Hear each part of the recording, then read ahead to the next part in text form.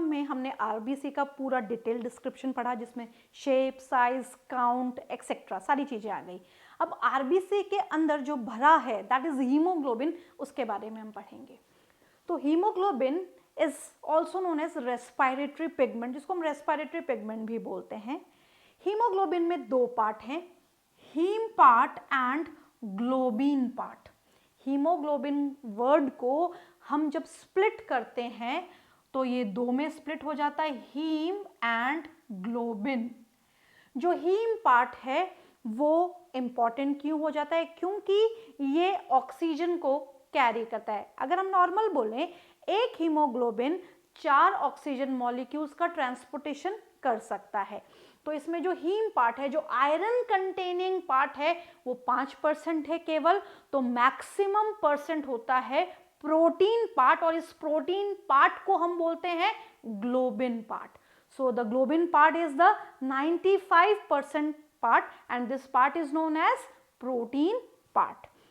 अब जब हम हीमोग्लोबिन की बात करते हैं तो एक आरबीसी में कितना हीमोग्लोबिन होता है?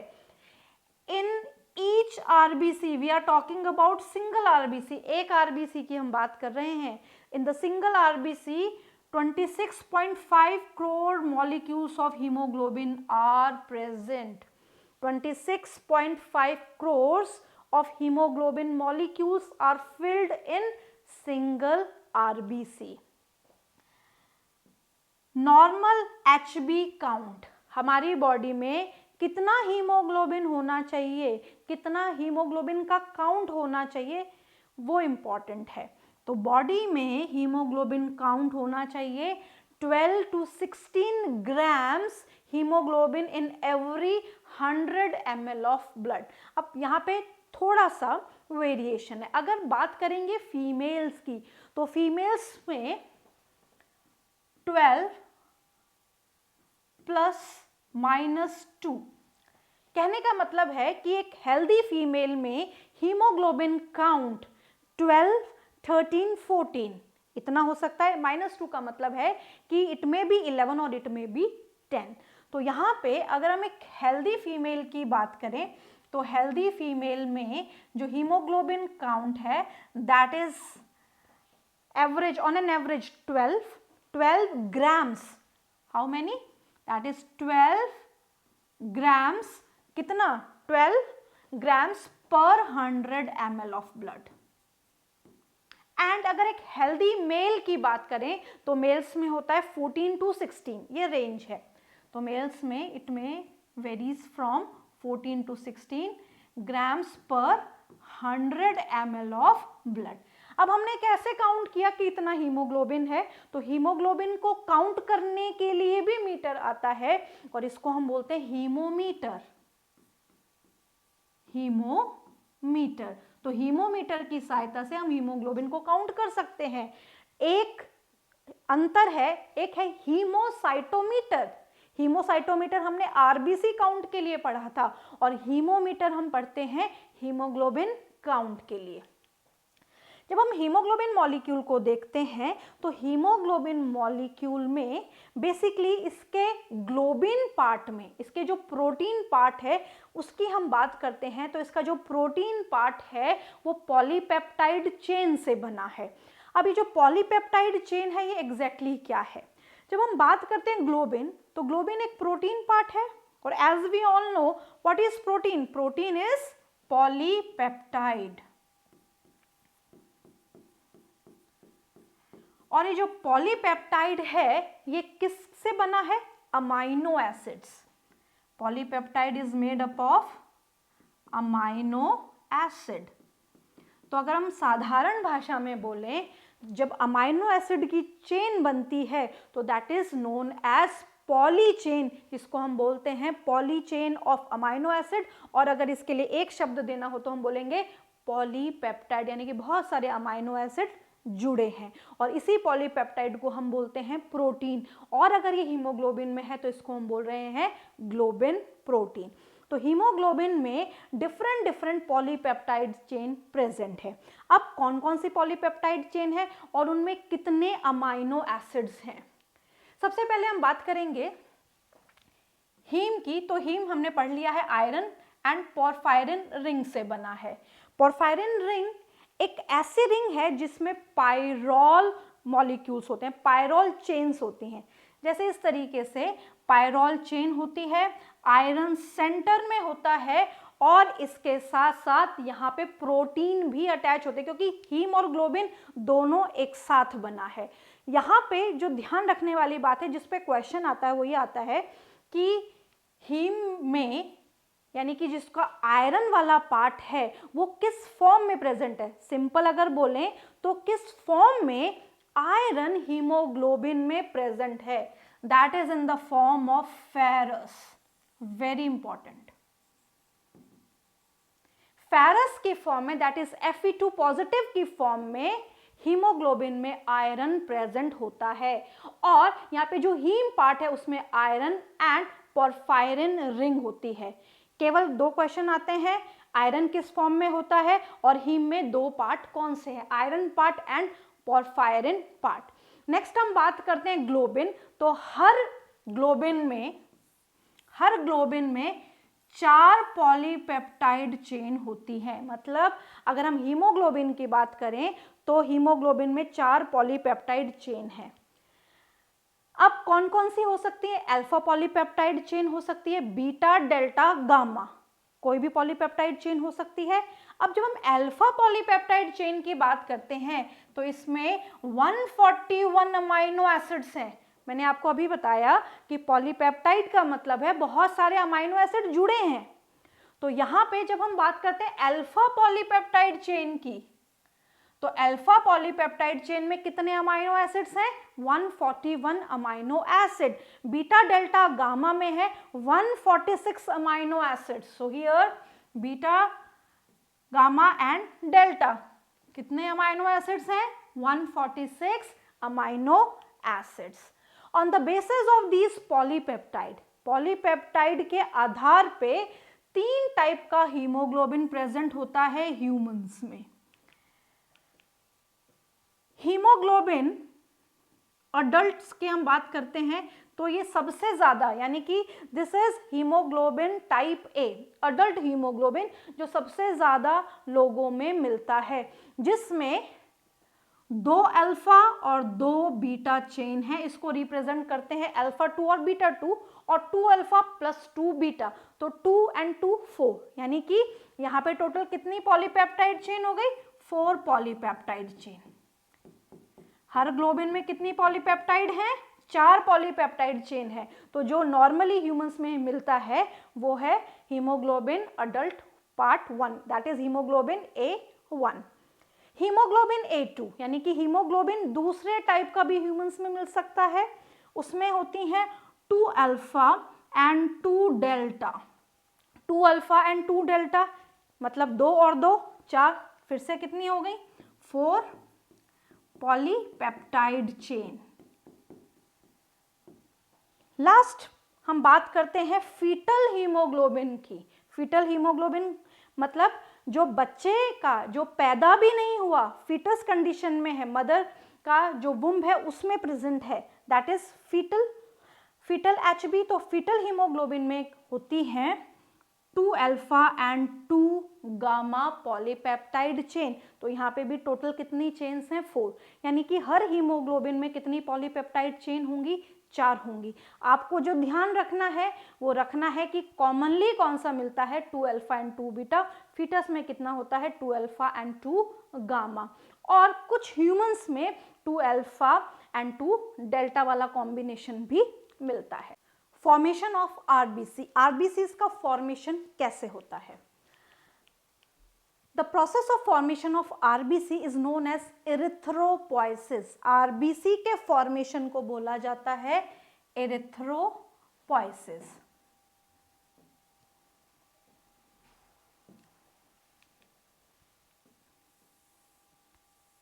Erythro means RBC and formation is known as poiesis। Formation is known as poiesis. जब आरबीसी का फॉर्मेशन होता है तो कुछ चीजों की जरूरत होती है, उसमें से पहली है vitamin B12 and folic acid, इन दोनों चीजों की वजह से ही आरबीसी का फॉर्मेशन होता है। और विटामिन B12 को हम बोलते हैं साइनोकोबैलामिन। पैरेलली अगर हम इसका समय देखें तो आरबीसी को बनने में लगते हैं 72 आवर्स।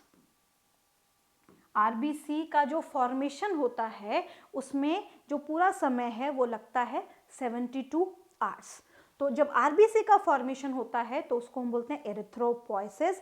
टाइम लगता है 72 आवर्स और इसमें मदद करते हैं folic acid and vitamin B12 that is cyanocobalamin. Hormone which stimulate erythropoiesis, यानी कि आरबीसी के फॉर्मेशन के लिए हार्मोन्स का स्टिमुलेशन जरूरी है। और हार्मोन इसको जो बना रहा है वो प्रेजेंट होता है किडनी में। ये इंपॉर्टेंट क्वेश्चन है। सो हार्मोन विच स्टिमुलेट्स एरिथ्रोपोइसिस, यानी कि आरबीसी के फॉर्मेशन के लिए जो हार्मोन जिम्मेदार है वो कहाँ सिंथेसाइज होता है? किडनी में। इंपॉर्टेंट बात, कहाँ सिंथेसाइज होता है? किडनी में। और उसको हम बोलते हैं एरिथ्रोपोएटिन। हार्मोन को हम क्या बोलेंगे? एरिथ्रोपोएटिन। और जिन ऑर्गन्स में आरबीसी बनती है उसको हम बोलते हैं एरिथ्रोपोएटिक ऑर्गन। हर चीज एरिथ्रो से है तो इसमें कभी भी भूलने वाला तो कुछ है ही नहीं कि ये शब्द हम भूल जाएंगे। एरिथ्रोपोइसिस, पोइसिस का मतलब बनना, आरबीसी का बनना erythropoiesis, hormone erythropoietin, organ एरिथ्रोपोएटिक organ. First RBC is produced by yolk sac। Embryonic development के वक्त जब फीटस डेवलप हो रहा होता है मदर्स यूट्रस में तो पहली आरबीसी बनाती है यॉक सैक। इसी के साथ साथ जब हम एम्ब्रियोनिक स्टेज की बात करते हैं तो उसमें यॉक सैक के साथ साथ और भी ऐसे ऑर्गन्स हैं जहां पे आरबीसी बनती है, जैसे liver, spleen, placenta and thymus gland. बच्चों में या बड़ों में जो थाइमस ग्लैंड होता है वो चेस्ट रीजन में प्रेजेंट है। जैसे जैसे हम बड़े होते हैं तो जो थाइमस ग्लैंड है वो श्रिंक हो जाता है, बट जो बच्चे होते हैं, जो फीटल स्टेज में बच्चा है, उसमें थाइमस ग्लैंड आरबीसी बनाने के काम में आता है। ये बहुत इंपॉर्टेंट लाइन है। In adult stage, RBCs are produced by red bone marrow। Adult human में आरबीसी का फॉर्मेशन करती है रेड बोन मैरो। अब क्वेश्चन ये है कि रेड बोन मैरो क्या केवल आरबीसी को ही बनाती है या सारे फॉर्म्ड एलिमेंट्स को बनाती है? तो याद रखना, जो रेड बोन मैरो है वो सारे फॉर्म्ड एलिमेंट्स बनाती है। आरबीसी भी बनाएगी, डब्ल्यूबीसीज भी बनाएगी और प्लेटलेट्स भी बनाएगी। और जो बोन्स हैं उनमें प्लेट्स एंड कॉलम्स प्रेजेंट होते हैं, उनको हम बोलते हैं ट्रैबिक्यूले। तो स्पॉन्जी बोन में, रेड बोन मैरो में आरबीसी का फॉर्मेशन होता है। अब कुछ इंपॉर्टेंट बात आरबीसी से related. In resting and slow flowing blood, the RBC forms piles and called Rowlocks। जो स्लो फ्लोइंग ब्लड है, जो धीरे धीरे धीरे धीरे ब्लड फ्लो होता है, तो उसमें आरबीसी एक के ऊपर एक के ऊपर एक, क्योंकि प्लेट जैसी होती हैं तो पाइल्स बना लेते हैं। जैसे हम सिक्के, हमने बहुत सारे 1 रुपए के सिक्के हमारे पास हैं या 2 रुपए के सिक्के हमारे पास हैं, तो हमने एक के ऊपर एक सिक्का रख दिया, वो पाइल ऑफ कॉइन बन गया। तो जब आरबीसी की पाइल्स बनती हैं तो इस तरीके से नजर आती हैं और इस कंडीशन को हम बोलते हैं राउलेक्स।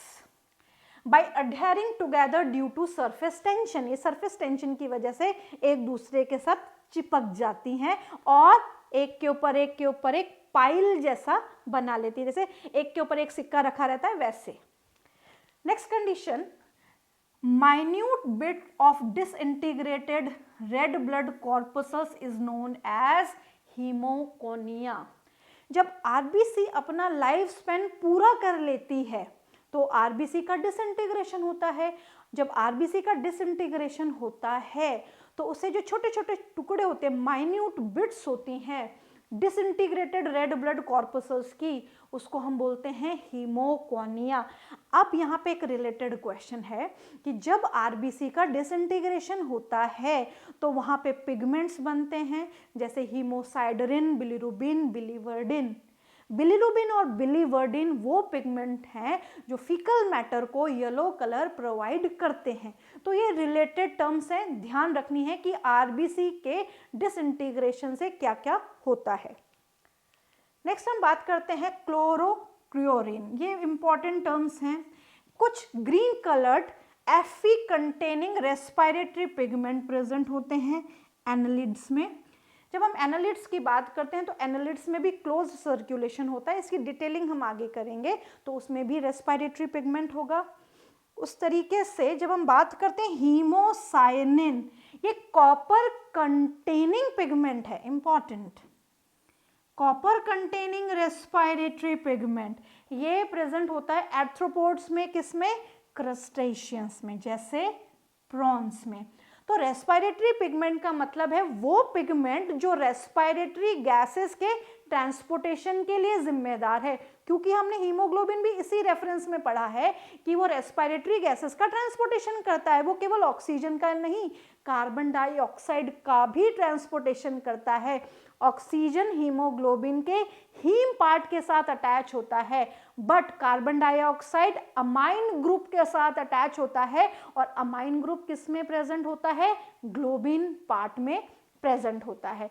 अब कुछ इंपॉर्टेंट चीजें हीमोग्लोबिन से रिलेटेड जिसमें क्वेश्चन आता है। यहाँ पे कई बार आपसे ये पूछा जा सकता है कि 100 ml ऑफ ब्लड में कितने ग्राम हीमोग्लोबिन है, ये बात तो हमने कर ली। 100 ml ऑफ ब्लड में 15 ग्राम्स हीमोग्लोबिन प्रेजेंट है। एक एवरेज बात करें 14 to 16, फीमेल में 12, 13, 14 हो सकता है, और मेल में 14 to 16 हो सकता है। फीमेल में कम भी हो सकता है, मेल में भी कम हो सकता है। कंडीशन दूसरी आती है जिसको हम कहते हैं एनीमिया। 100 ml ऑफ ब्लड में 15 ग्राम हीमोग्लोबिन है। अब 1 ग्राम haemoglobin, 1 gram haemoglobin transport 1.34 ml of oxygen.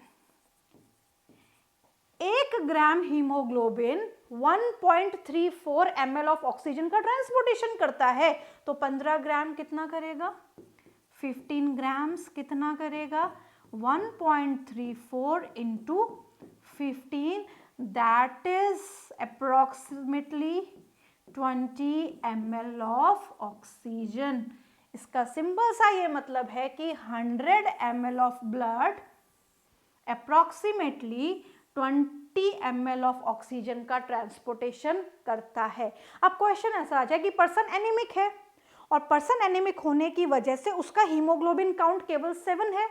तो जब हीमोग्लोबिन काउंट 7 है तो यहाँ पे कंडीशन आ जाएगी 7 ग्राम्स की, तो हमें मल्टीप्लाई करना है 1.34 into 7, तो जो भी हमारा डेटा है वो उतना ml ब्लड ट्रांसपोर्ट हो रहा है। हमें ये कंडीशन जाननी है कि उस पर्टिकुलर पर्सन में कंडीशन क्या है। अगर वो हेल्दी मेल है तो इतना ग्राम हीमोग्लोबिन उसके ब्लड में है, और अनहेल्दी है यानी कि कुछ डिजीज है, ब्लड रिलेटेड डिसऑर्डर है, उसमें बेसिकली एनीमिक कंडीशन है, सिकल सेल एनीमिया है, और उसका हीमोग्लोबिन काउंट जितना भी होगा उसके हिसाब से ही वो ऑक्सीजन को ट्रांसपोर्ट करेगा। तो this is all about red blood corpuscles and related data, that is haemoglobin.